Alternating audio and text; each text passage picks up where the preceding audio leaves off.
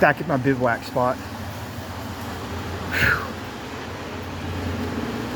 It's going to be raining until 3 o'clock in the morning. Thank God for this overhang. I'm really lucky I found this spot. I'm good at finding them though, because that's my main goal besides other than making money to survive. It's scanning my environment for shelter, hiding spots when it's not raining, and shelter when it is. The only thing good about when it's raining like this, I'm in a spot like this, is you're less likely to get messed with because there's nobody out and about. You know, everybody's hunkered down. You know, it's harder to see you. But anyway, I'm not doing too good financially here. I'm not complaining. I'm just observing. Nobody owes me anything. Okay, I know that.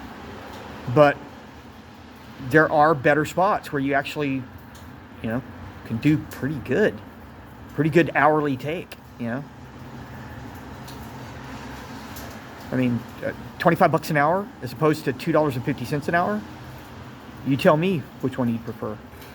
But anyway, I'll take what I can get anywhere I can get it. You know, this area is getting me through some tough times. You know, so I'm grateful. But having said that, my point is, I'm thinking about trying another spot. This area will be here. It's not going anywhere. I know where I can sleep. I know a few other places too that in a pinch if this falls through. There's a couple of coffee shops, one right next to each other, that are really taller than me, hanging out all day. I can just go get a cup of coffee and sit there all day using their electricity. Or get a cup of iced coffee at the other place, you know, and just sit there all day.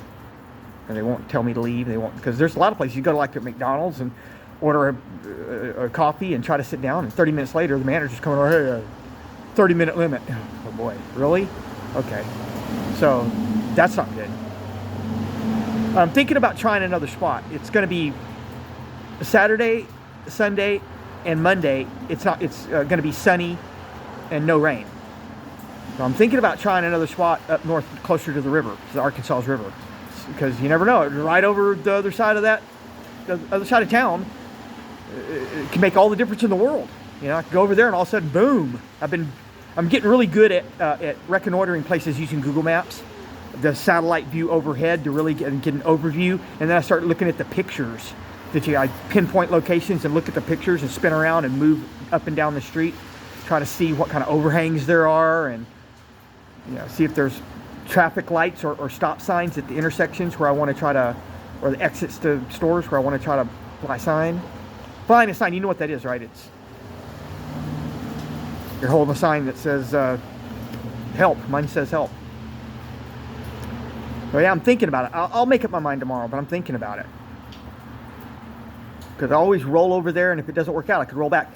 And then I could go up to the river and go down the river bike trail. And there's a bridge that goes over the dam. There's a dam and a bridge over it. I could go over that bridge, and there's the really rich side of town's over right there. I might try that too. You know, because I might be walking away from something good, you know. And if that doesn't work out, I'm thinking in the end to maybe go up to some of these bedroom communities up north.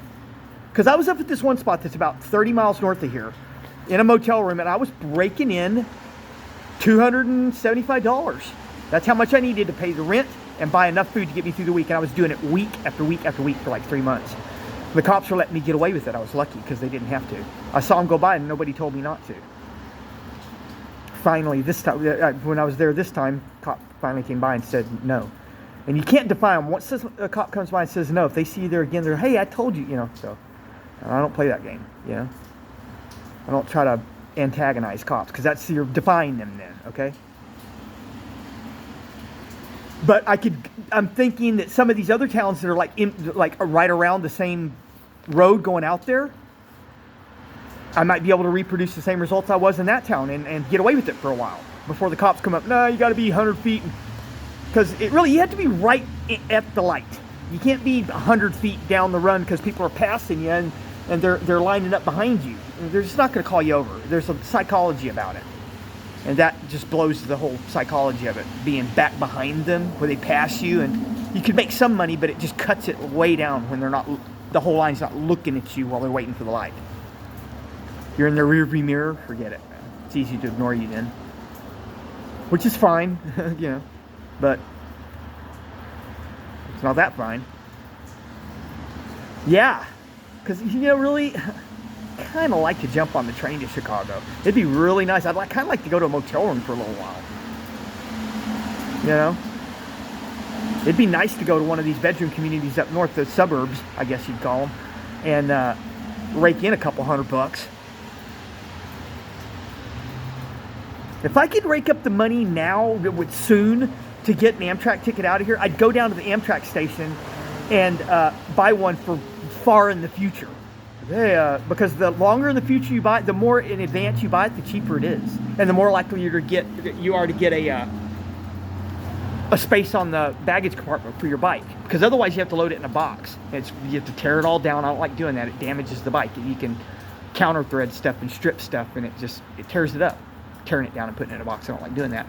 But if you they have like 4 spaces on the baggage compartment for bikes where you can just roll it right on, and but once there's more than 4 bikes on there, you can't. So I'll go into Amtrak and I'll say, as soon as there's a space available for a bike on the baggage compartment without having to load it in the box, that's the ticket. That's the date I want to leave on.